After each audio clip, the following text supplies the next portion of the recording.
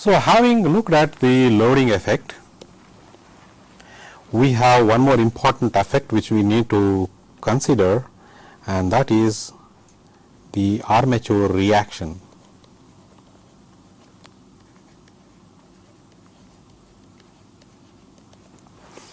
Armature reaction is another undesirable effect that we want to avoid. You see that till now the in the consideration of in the discussion of the operational principle of the DC generator, there was a flux between the north-south poles and there was a coil, and due to the motion of the coil there was a current induced in the conductors of the coil and which flowed through the brushes and to the external circuit. But moment there is a current in the conductors of the coil, there will be a field around it. Now that field is going to react with the main field of the north-south magnetic poles which has been applied.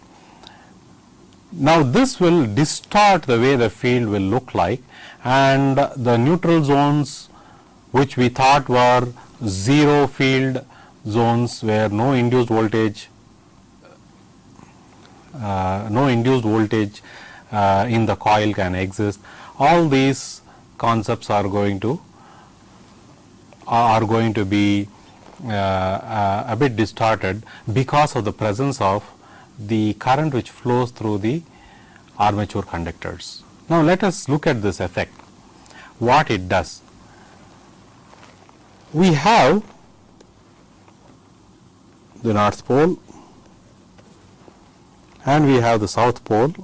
Still we are sticking with the same one pole pair, and let us have the circular armature. Now in the circular armature we are having the conductors. So let us have the conductors in the circular.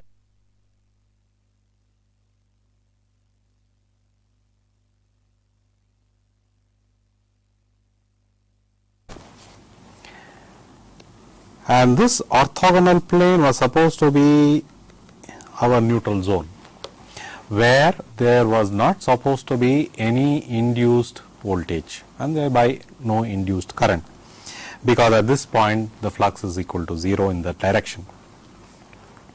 Now there is a flux, north-south flux, which flows in this direction. This is a flux due to the applied north-south poles. Now we see that there is current, and like in the previous loading effect diagram, let us say the load current flows through these, and in these conductors the currents are coming out of the board. Of course, imagine that there is a commutator here, the coils are connected to the commutator, brush is there, and the brush is connected to the external circuit, and external load current is flowing, which is causing the currents to flow through the armature coils. All these are happening. Now if we look at the flux distribution of these, now let me use a different color. So let us say there is a flux distribution in this, which goes like that. There is the fluxes which goes like this.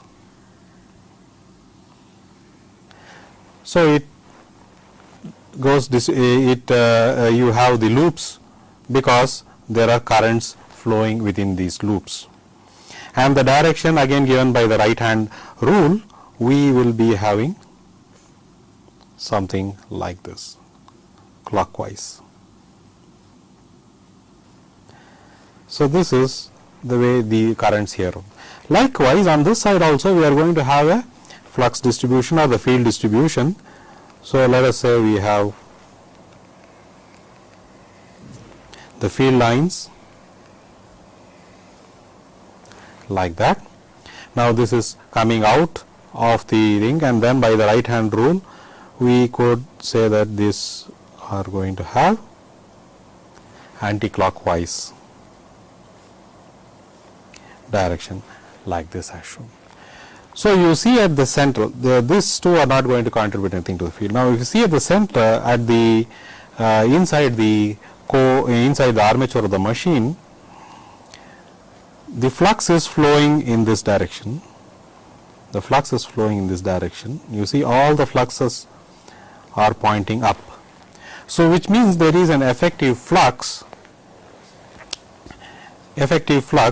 which is pointing up in this fashion. So, this leads to the following equivalent representation. So, you have the north, you have the south, and I have the armature here, the circular armature, and what was supposed to be the neutral zone where no flux was supposed to be there. So, we have one set of flux here. Now, this is the flux which is due to the north south pole. Now, there is another flux in this direction, because all these add up, okay, inside in the core. That is going to produce a equivalent flux in this direction, and this is due to the armature currents called the load current. So, armature current or the load current dependent on the load.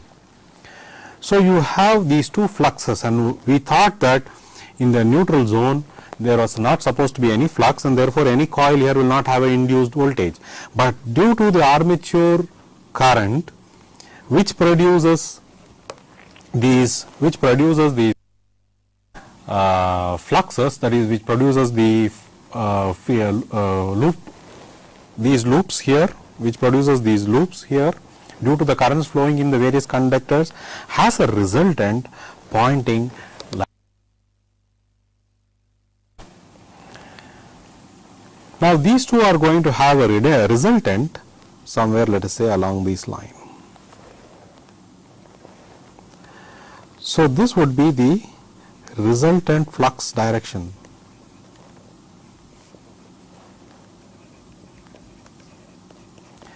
Resultant flux direction. So, because of this, one major problem is that the brushes which were supposed to be located in the neutral zone, because in the neutral zone there is no voltage induced in the coil, there is no, at that point the brushes short circuit the coil and there is no problem. There is no huge circulating current. But now with the armature currents causing these flux, and this flux is always going to be in this direction, whatever may be the position of, will result in a voltage being induced in the coil. And that voltage which is getting induced in the coil due to this armature flux, armature current produced flux, will short circuit the coil and produce a huge short circuiting circulating current, and therefore I square R losses. And as a result, when the brushes are passing over that coil, there is a current flowing through that, and then there is an inductive reactance in the coil, because the coil is inductive in nature. It is trying to suddenly break the coil and a huge spark results. So, the sparking will also be very high in the brushes, and the brushes will go bad much more quickly. So, therefore, to avoid these two problems, one is the I square R loss due to the circulating current, and the circulating current itself will heat up the winding, and the other one is the huge sparking. we need to place the brushes in the neutral zone. So, we said that the neutral zone is always orthogonal to the main flux. Now, here we have the resultant flux, and therefore, orthogonal to that would be this, and this would be the neutral zone. So, the neutral zone has shifted. So, if this is the direction of rotation, so the neutral zone has shifted in the direction of rotation, it has gone a bit further, and therefore, the brushes will have to be placed here. Let us say we place the brushes here. Let us have the commutator.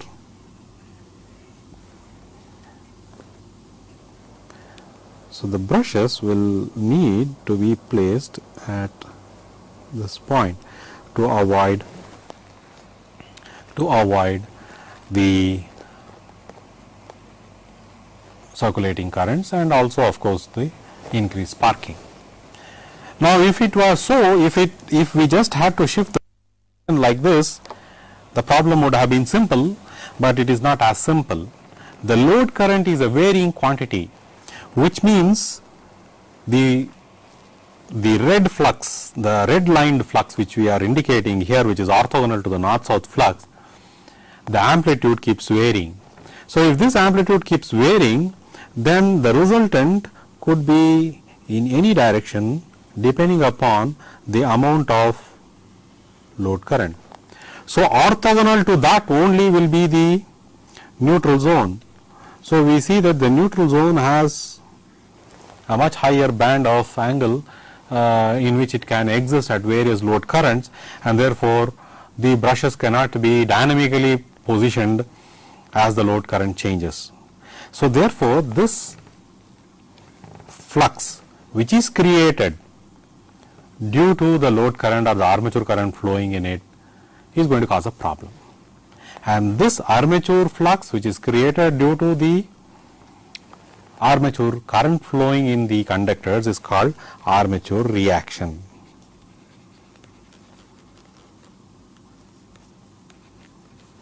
Is called armature reaction, which is basically this flux. So, one could think of a solution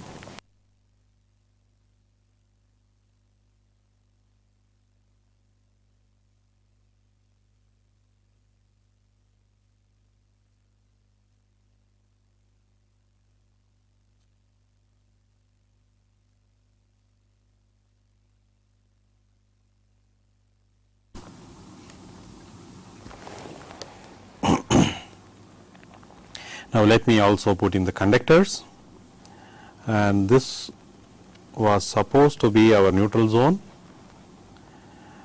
We shall put in the conductors. There is one conductor representative value there. Let us put a representative value here.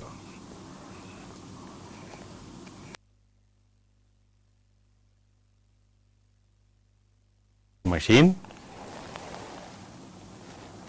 Then let us have the commutator. So, the commutator is also in place.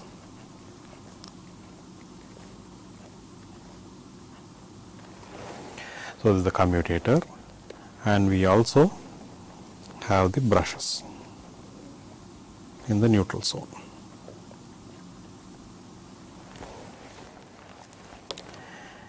Now, what we try to do is have two small poles here.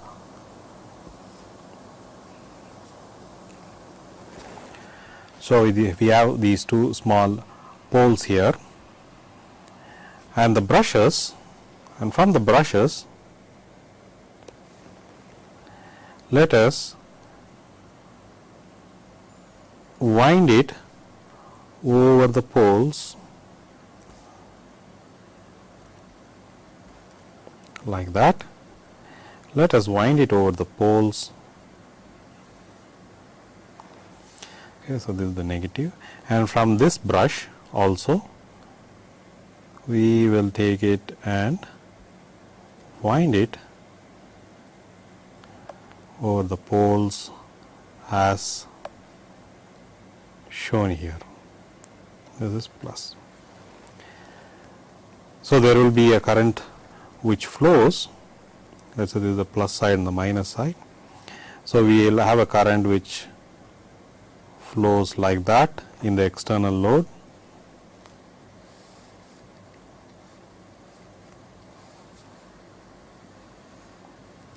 So, the current flows in the external load like that. So, it flows in through here, comes in this direction, goes like that, comes in here, then through the armature, through the armature like what we had drawn before. All these conductors here on this side of the pole, south pole, will be having through the board, and then here it is coming out of the board. So, this means into the board, and on this side the dot means coming out of the board, and you have currents flowing like that. Now, if you look at the nature of the winding here, we have the coil wound here and the currents flowing this, and by the right hand rule, applying the right hand rule, we will have a MMF, an equivalent flux. We will call this one as flux C, phi C, which is going in this direction. Likewise, here, due to the way the current is flowing here, we will have a phi C which is flowing here in this direction. Now, the armature reaction, that is the current through the armature, that was producing a flux,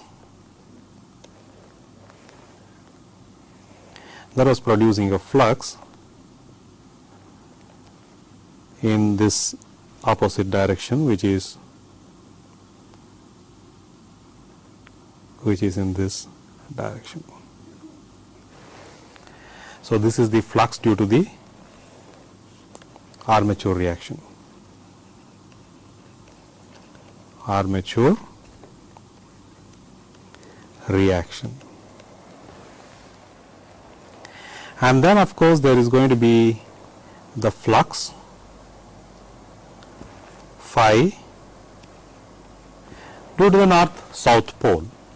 So, you see there are three fluxes. The flux phi due to the north south pole, which is standard, which is what we want, and then there is a flux in red line which is orthogonal to the north south magnetic flux, and that is due to the armature reaction, as we saw the previous discussion.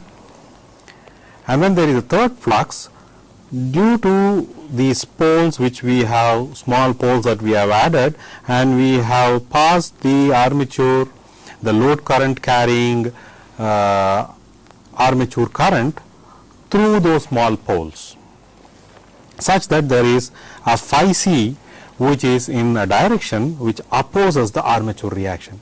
See that the phi C flux opposes the armature reaction flux.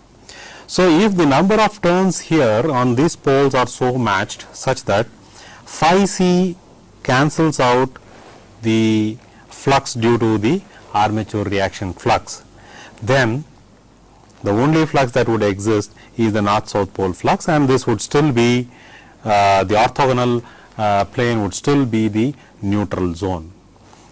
Now, these cancelling poles, the poles that cancel the armature flux due to the armature current, the armature reaction, is called the commutating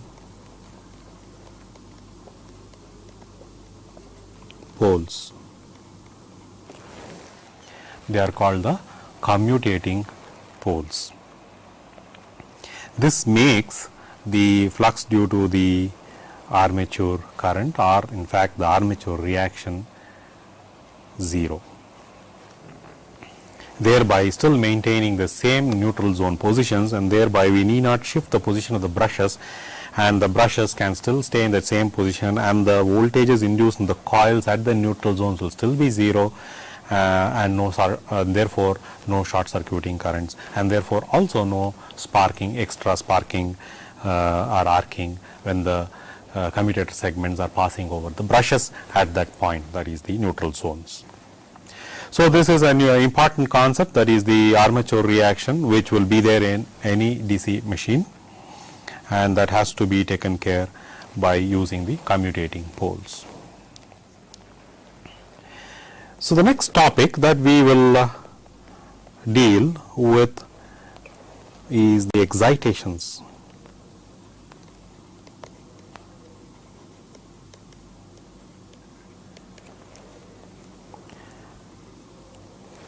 Excitations.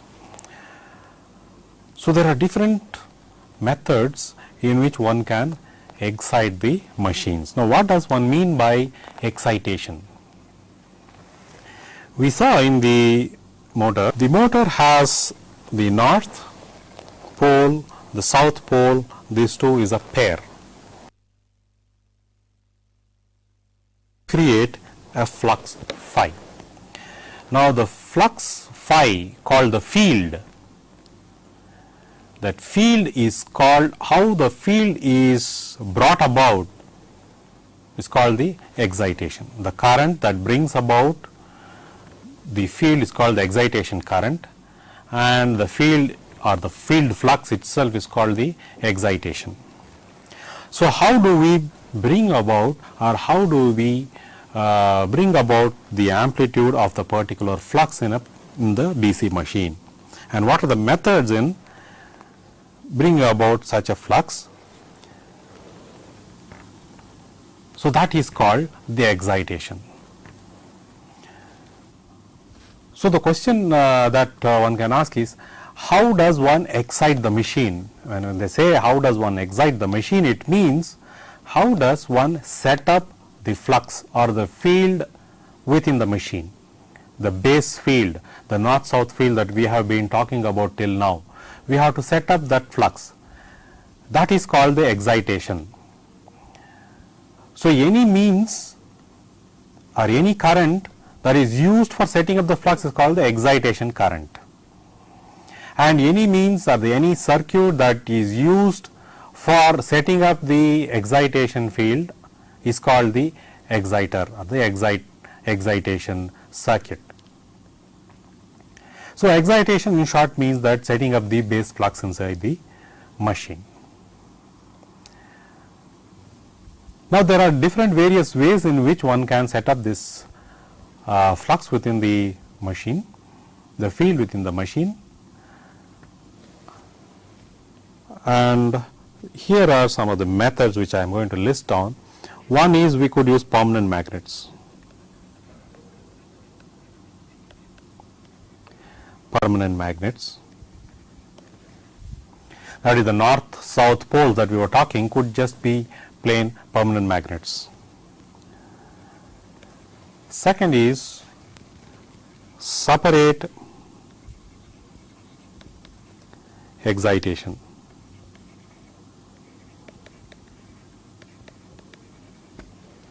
Then such a machine is called separately excited machine. Such a machine is called separately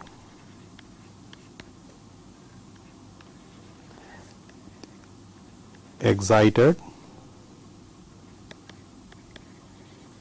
machine.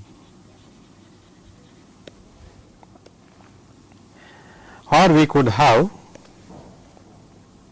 shunt excitation. This machine is also called self excited machine.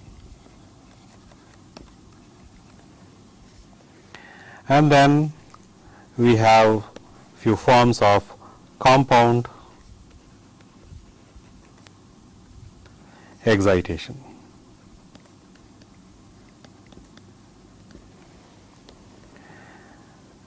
So these are some of the methods that are used to set up the field within the machine.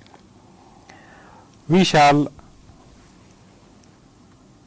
see these methods, we shall discuss these methods and what its implications are in the operation of the DC generator in a short while. But this first method, that is the use of permanent magnet, then it is called the permanent magnet DC generator, wherein the north-south poles are permanent magnets. See, the permanent magnets could be samarium, cobalt or rare earth magnetic materials. Alternate to using the permanent magnets would be to use electromagnets which generate the field equivalent to the north-south pole pair. So, what is done is that you have a machine here with a north-south pole pair, which is the permanent magnets, and we have the armature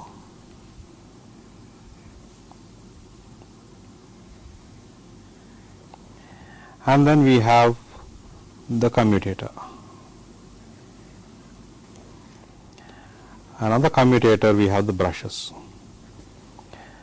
So, let us simplify the representation here by assuming that there exists the armature, okay. So, we just have the commutator here and the brushes attached, okay, which is going to generate Eg, and from the brushes we are picking up the voltage to be applied to the external circuit. Now, these north-south poles are generated from, let us say, a separate voltage source, let us say a battery. So, we have a battery here, and that is wound onto the core like that, then goes in here, this is wound onto the next core and then brought down, connected across the battery. So, this battery here is supplying a current IF, which we call the field current IF. Now, the field current IF is flowing through, this is plus and minus, this is flowing through in this direction, goes in this direction here, flows through in this direction, okay, which sets up the field. And this field, so now no longer we have this north-south, now it has become an electromagnet. Now it has become an electromagnet with the directions being set by the way the current is flowing through in this green wire as indicated. So, if we see the direction of the flux here by the right hand rule, we see that the flux here is in this direction. So, if the flux is in this direction, the direction of rotation is in this direction, because for the flux shown in this direction, we were showing direction of rotation in the opposite direction. So, this is going to generate a voltage Eg here. Now, the flux is being set up by a source, separate source here. Therefore, we say the excitation is separate. So, this is called separately excited machine. This is separately excited machine. This is a separately excited machine as seen here. So, now instead of taking the excitation from a separate source,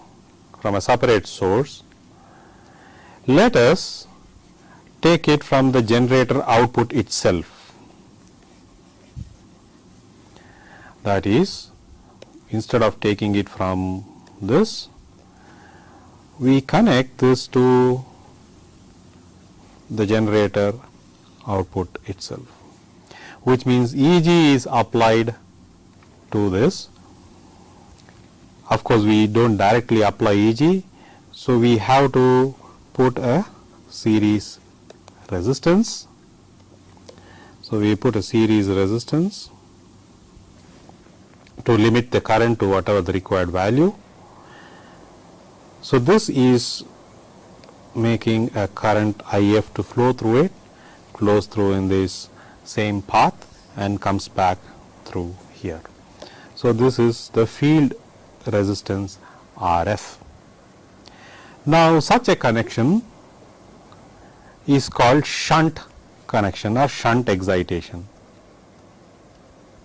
Shunt excitation. Now, in this shunt excited machine, the field current is taken directly from the induced EMF of the motor. So, which means that the induced EMF, if it changes due to the loading effect, the voltage that is seen by the field coil will also change, and therefore, IF will change, and therefore, the flux or the field in the machine will change, and thereby changing the induced EMF further. So, therefore, the regulation will not be as good as in the case of separately excited machine. In the case of the separately excited machine, the field is constant, whereas in the case of the shunt excited machine, the field can vary, because the voltage which is generated also varies with the load due to the loading effect.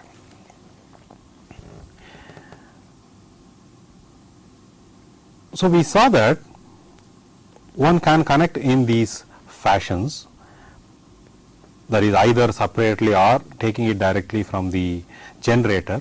One could also make combinations of these. We will see how we go about making such changes to get certain benefits out of the disadvantages which are existing in the shunt excitation.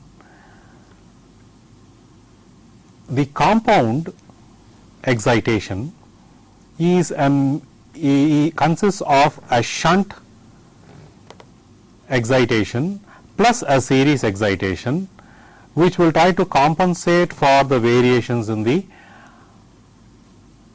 induced EMF. So, in the compound excitation itself, there are two varieties: the plain compound, and there is the over compound, and then there is the differential compound, which we will discuss in the next class. So, in the next session, we shall also try to get a feel for the voltage regulation, that is the voltage versus the field current curves, so that which will give us a better understanding of the various excitation, the advantages of the various excitations. Thank you for now.